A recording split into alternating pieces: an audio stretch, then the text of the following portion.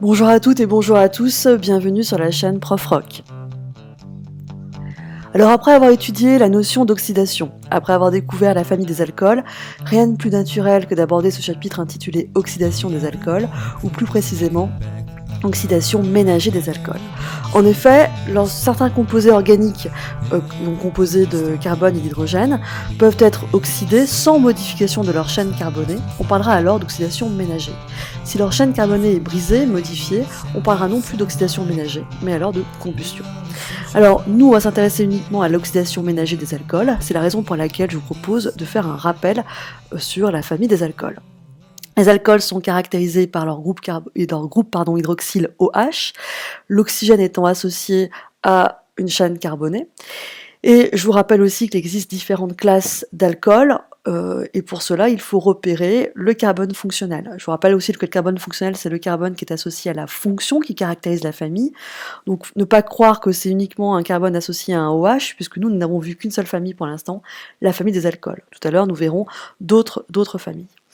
Alors, si le carbone fonctionnel, c'est-à-dire celui associé à la fonction OH, est lié à aucun autre carbone ou à un autre carbone, représenté ici par R étant une chaîne carbonée, on parlera alors d'un alcool primaire. On notera l'alcool avec un 1 en chiffre romain.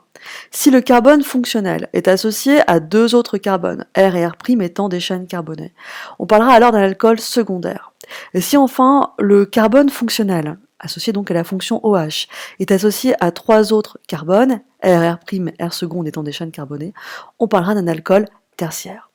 Alors, un petit défi, je vous demande de mettre sur pause la vidéo, de nommer les molécules qui apparaissent en bas de la diapositive et de dire à quelle classe ces molécules appartiennent. Alors, ici, vous avez reconnu 1, 2, 3 avec un méthyle en position 2, la fonction alcool en carbone numéro 2, donc 2-méthylpropane 2-ol. Ici, 1, 2, 3, propane 1-ol, 1, 2, 3, 4, butane 2-ol. Pour les classes, le carbone fonctionnel ici est associé à trois autres carbones, c'est un alcool tertiaire. Ce carbone fonctionnel est associé à un seul autre carbone, c'est un alcool primaire. Et ce carbone fonctionnel est associé à deux autres carbones, c'est un alcool secondaire. Alors, voici une nouvelle famille, les aldéhydes. Le portrait robot d'un aldéhyde, c'est un carbone doublement lié à un oxygène, ici ce qu'on appelle le groupe carbonyle, et ce carbone est obligatoirement lié au moins à un hydrogène, ou alors un hydrogène, enfin ça peut être deux hydrogènes, un R pouvant être un hydrogène, ou alors forcément un hydrogène donc et une chaîne carbonée. Autrement dit, les aldéhydes, c'est forcément une fonction qui se trouve en extrémité de chaîne. Comment nomme-t-on un aldéhyde? On remplace le E par al, et ça devient donc le nom de l'aldéhyde correspondant. Exemple, ici on repère le groupe carbonyle, le carbone ici est lié à un hydrogène, c'est bien une fonction qui est en tête de chaîne, on a bien affaire à un aldéhyde. Cette fois on ne tient pas compte de famille des aldéhydes, on va partir de l'alcane. On cherche la chaîne carbonée la plus longue, 1, 2, 3, 4, 4 c'est bien plus long que 3, donc butane. En carbone numéro 2, ce sera 2-méthyle. En effet, on est obligé de commencer de compter par la gauche puisque le carbone fonctionnel est ici, et je vous rappelle qu'il faut toujours qu'il ait le numéro le plus petit. Autrement dit, 2-méthylbutane, et on enlève le E pour mettre al, 2-méthylbutanal. Alors c'est à ce moment-là que peut-être que certains d'entre vous ont un esprit scabreux, je ne ferai pas de commentaires. Autre chose importante, c'est le test chimique. Comment fait-on pour mettre en évidence la présence d'aldéhyde? Eh bien, la liqueur de Fehling, donc c'est une solution qui est bleue initialement. Si on mélange donc l'aldéhyde et liqueur de Fehling ensemble et qu'on chauffe sans porter à ébullition, on observe un précipité rouge brique qui apparaît. Donc le test est positif, dit-on, pour la liqueur de Fehling. Autre famille, les cétones. Alors ça devient intéressant parce que le portrait robot des cétones ressemble étrangement à celui des aldéhydes, à la différence près que le carbone, il est forcément lié à deux chaînes carbonées. Alors on reconnaît bien le groupe carbonyle, mais impérativement un carbone associé à deux autres carbones, autrement dit. Conclusion, une cétone n'est jamais en extrémité de chaîne, c'est toujours au sein d'une molécule. Comment nomme-t-on les cétones? Très simple, on enlève le E et on met on.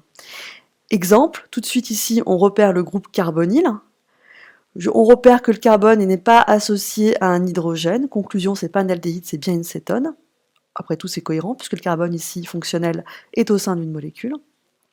Si c'est le carbone fonctionnel ici, on est obligé de compter de gauche à droite. 1, 2, 3, 4, donc ça fait butane. Et le carbone numéro 2 porte la... Pardon, 1, 2, 3, 4, 5, oui, pentane. Et le carbone numéro 2 est donc le carbone fonctionnel, donc pentane de on. Je ne sais plus compter manifestement.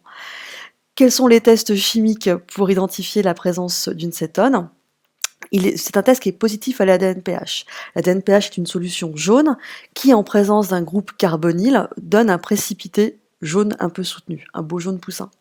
Alors, du coup, je pense que vous l'avez compris, si c'est un test positif pour les groupes carbonyles, ça veut dire que le test à l'ADN-PH est également positif pour les aldéhydes. En effet, les aldéhydes ont aussi un groupe carbonyle.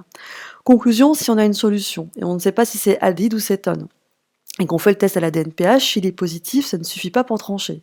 Il faut faire un test supplémentaire, celui de la Likert Fenning. Si le test est négatif, alors on est en présence de cétone. Si le test est positif, on est en présence d'aldéhyde. Si le test est négatif, on est en présence de cétone. Dernière famille, la famille des acides carboxyliques. Cette fois, c'est un peu une sorte de combinaison des deux familles précédentes, en termes de portrait robot en tout cas. C'est un carbone qui est doublement lié à un oxygène et qui est simplement lié à un OH.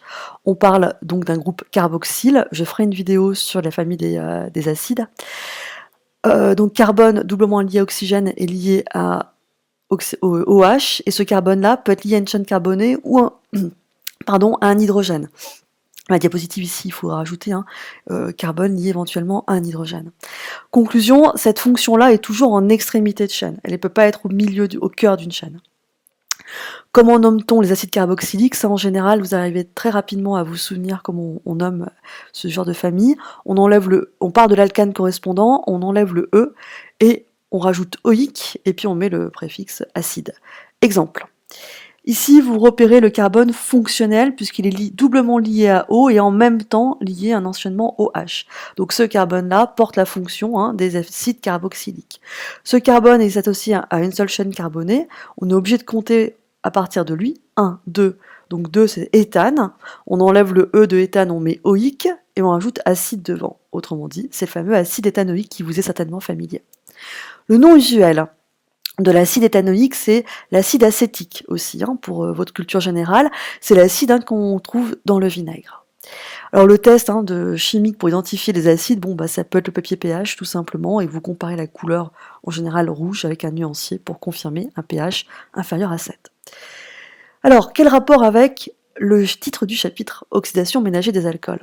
Eh bien, en fonction de la classe des alcools, on va pouvoir oxyder certains alcools pour obtenir des nouvelles familles. Je m'explique.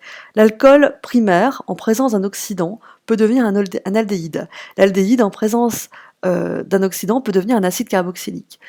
Remarque, l'alcool primaire en présence d'oxydants en forte quantité, ou un petit peu de façon concentrée, peut donner directement un acide carboxylique correspondant. Un alcool secondaire, lui, quand il est oxydé, donne une cétone correspondante. Et enfin, un alcool tertiaire, lui, ne donne pas d'oxydation. Alors, si les alcools réagissent avec les oxydants, cela veut dire que les alcools sont des réducteurs. Alors, ça c'est pour le côté oxydation des alcools, en fonction de leur classe. Ce qui m'intéresse maintenant, c'est de finir cette vidéo par un petit focus sur le mot ménager. Ménager, cela veut dire que la chaîne carbonée n'est pas modifiée.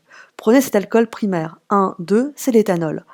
Il donne 1, 2, l'éthanol, et en présence encore d'un oxydant, il donne 1, 2, l'acide éthanoïque. Donc alcool primaire, aldéhyde, acide carboxylique. Prenons un alcool secondaire, 1, 2, 3, propane 2-ol, en présence d'un oxydant, l'oxydant pouvant être typiquement du permanganate par exemple, donne 1, 2, 3, propane 2-on. Là encore, la chaîne carbonée n'est pas modifiée. Voyez-vous, le carbone fonctionnel numéro 2 reste encore ici le carbone fonctionnel numéro 2 pour l'acétone. Et enfin, un alcool tertiaire, donc ici on voit bien le carbone fonctionnel qui est lié à un OH. Je vous rappelle, dans les modèles moléculaires, les sphères grises ou noires représentent les carbones. Ici, ce carbone est bien lié à 1, 2, 3, c'est bien un alcool tertiaire. Il ne peut pas avoir d'oxydation. Voilà, j'espère que cette petite vidéo vous a permis de fixer un petit peu les idées. Comme toujours, je vous conseille de faire des exercices pour vous assurer de tout cela. Et je vous dis à bientôt.